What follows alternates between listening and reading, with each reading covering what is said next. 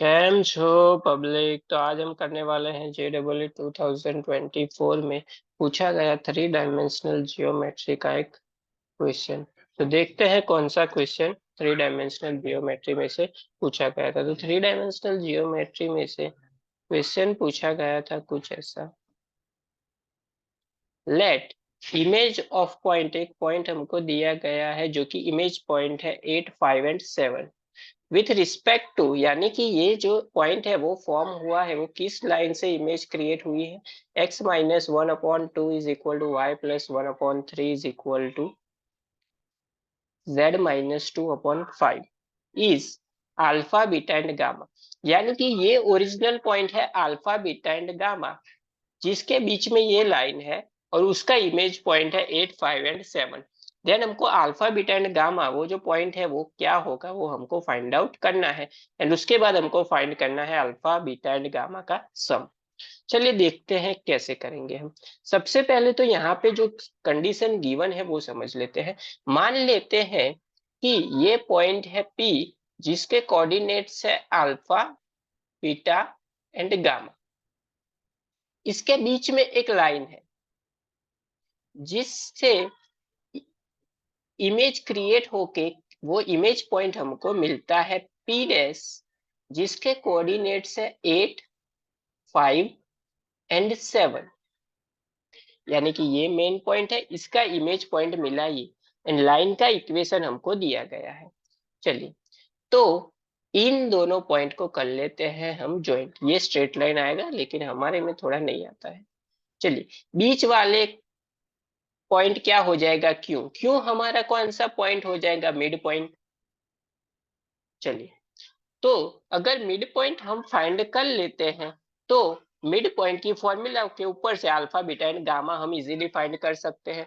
चलिए सबसे पहले तो ये जो पॉइंट हमको लाइन हमको दी गई है x-1/2, x-1/2 is equal to y+1/3 is equal to z-2/5 is equal to, suppose कर लेते हैं लैम्बडा। ऐसा हमने क्यों किया कि हमको x, y एंड z के कोऑर्डिनेट्स पता होने चाहिए। चलिए तीनों को बारी बारी से कंपेयर करते हैं तो x-1/2 is equal to lambda. Therefore x is equal to क्या हो जाएगा, x इज इक्वल टू हो जाएगा 2 लैम्बडा प्लस 1। चलिए उसी तरह से y को कंपेयर करते हैं, y+1/3 is equal to lambda. Therefore y is equal to क्या हो जाएगा, 3 लैम्बडा माइनस 1। उसी तरह से z को कंपेयर करते हैं तो क्या हो जाएगा, z-2/5 is equal to lambda. Therefore z is equal to हमको मिलेगा 5 लैम्बडा प्लस 2। तो तीनों के तीनों पॉइंट्स हमको x, y एंड z के मिल गए। हमको पता है कि ये दोनों P डैश एंड P दोनों क्या है, एक दूसरे से परपेंडिकुलर है। यानी कि इसका डायरेक्शन रेशियो हमको फाइंड आउट करना पड़ेगा। एंड उसका जो डायरेक्शन रेशियो होगा वो जो है वो B के जो डायरेक्शन रेशियो के कंपोनेंट है क्या है, इस लाइन के B के कंपोनेंट क्या हो जाएंगे, 2, 3 एंड 5। यानी कि direction ratio of P dash Q into अगर हम B करेंगे तो वो हमको क्या मिलेगा, 0 मिलेगा क्योंकि ये दोनों परपेंडिकुलर है। तो सबसे पहले direction ratio of P dash Q हमको फाइंड करना पड़ेगा। चलिए देखते हैं कैसे करेंगे वो हम।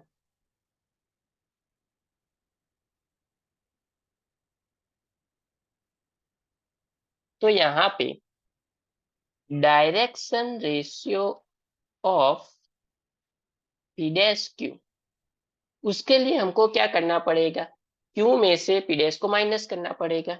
चलिए Q क्या है अपना, Q के x के कंपोनेंट है 2 लैम्बडा प्लस 1, माइनस करेंगे 8 को। उसी तरह से y के लिए है 3 लैम्बडा माइनस 1, माइनस करेंगे 5 को। उसी तरह से z के कंपोनेंट है 5 लैम्बडा प्लस 2 में से माइनस करेंगे हम 7 को। चलिए फाइनली हमको क्या मिला, हमको मिला 2 लैम्डा +1 -8 यानी कि -7, 3 लैम्डा -1 -5 यानी कि -6 एंड 5 लैम्डा +2 -7 यानी कि -5। तीनों के तीनों पॉइंट्स हमको मिल गए। इसका मल्टीप्लिकेशन किसके साथ करना है हमको? बी के साथ। बी के कंपोनेंट क्या है? बी इज इक्वल टू है 2, 3 एंड 5। वो इज इक्वल टू क्या मिलेगा हमको? 0 मिलेगा, जो ऑलरेडी हमने यहाँ पे लिखा है। चलिए तो मल्टीप्लाई कर देते हैं इसको। तो क्या हो जाएगा? 2 मल्टीप्लाई होगा इसके साथ, मतलब कि 2 इंटू 2 लैम्डा यानी कि 4 लैम्डा -2 इंटू -7 यानी कि -14 प्लस सेकेंड टर्म y होगा 3 से मल्टीप्लाई यानी कि 9 लैम्डा -18 एंड z मल्टीप्लाई होगा 5 से यानी कि +25 लैम्डा -25 इज इक्वल टू 0। चलिए सम कर लेते हैं। 4 लैम्डा प्लस 9 लैम्डा क्या हो जाएगा? 13 लैम्डा, 13 लैम्डा प्लस 25 लैम्डा यानी कि 38 लैम्डा -14 -18 -32 -32 -25 यानी कि -57 इज इक्वल टू 0। यानी कि यहाँ पे 38 लैम्डा इज इक्वल टू क्या मिलेगा? 57। Therefore lambda is equal to हो जाएगा 57/38। ये हो जाएगा 19 इंटू 3 एंड ये हो जाएगा 19 इंटू 2। 19 19 कैंसर। देयरफॉर लैम्डा क्या मिला हमको? 3/2। लैम्डा मिल गया हमको 3/2। तो लैम्डा की वैल्यू यहाँ पुट कर देंगे तो एक्स वाई एंड जेड तीनों मिल जाएंगे अपने को। चलिए वो फाइंड आउट कर लेते हैं। तो x Y and Z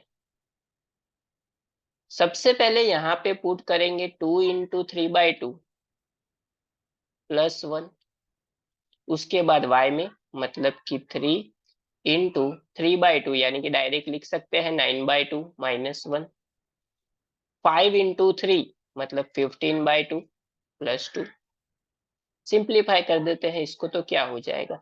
2 2 cancel, 3 + 1 4, 9 -2 क्या हो जाएगा? 7 मतलब कि 7/2 एंड 15 + 4 क्या हो जाएगा? 15 + 2 2 एलसीएम होगा मतलब 15 + 4, 15 + 4 19, 19/2। तो ये तीनों मिड पॉइंट हमको क्या मिला? क्योंकि कंपोनेंट मिले 4, 7/2 एंड 19/2। तीनों के तीनों मिल गए। तो यहाँ पे हम मिड पॉइंट की फॉर्मूला लगा सकते हैं। चलिए लगा देते हैं। कैसे लगाएंगे? मिड पॉइंट की फॉर्मूला होती है x1 + x2 by 2, y1 + y2 by 2 and z1 + z2 by 2 and is equal to क्या होता है? Mid point. मिड पॉइंट क्या है? X Y and Z. वो हमको पता है कि मिड पॉइंट क्या है। ये बीच वाला क्यों हमको मिला? वो क्योंकि कंपोनेंट्स हमको मिले 4, 7/2 एंड 19/2। चलिए x1 यहाँ पे ये ले लेते हैं, x1 y1 and z1 alpha beta and gamma, x2 y2 and z2 8 5 and 7। चलिए तो क्या हो जाएगा?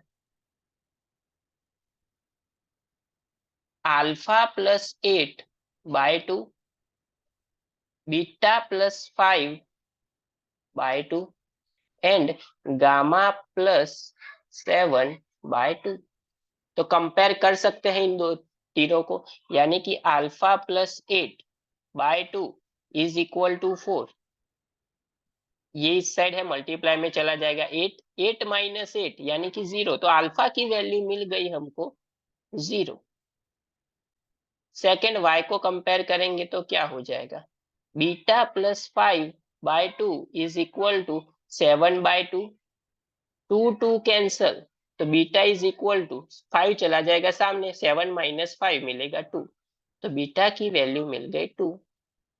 चलिए गामा, गामा क्या हो जाएगा, gamma plus 7/2 is equal to 19/2, 2 cancel, therefore gamma is equal to 19 minus 7 यानी कि मिलेगा 12, यानी कि गामा मिल गया अपने को 12, यानी कि ये जो पॉइंट था वो हुआ 0, 2 एंड 12, लेकिन यहाँ पे हमको फाइंड आउट करना है इसका सम, मतलब कि 0 प्लस 2 प्लस 12, यानी कि ये हो जाएगा 14, यानी कि अपना करेक्ट ऑप्शन हो जाएगा फोर्थ वाला जो हमको फाइंड करने के लिए यहाँ पे बोला गया था। इसका मतलब ये हुआ कि इस पॉइंट से क्रिएट होंगी इस लाइन को अकॉर्डिंग ये इमेज।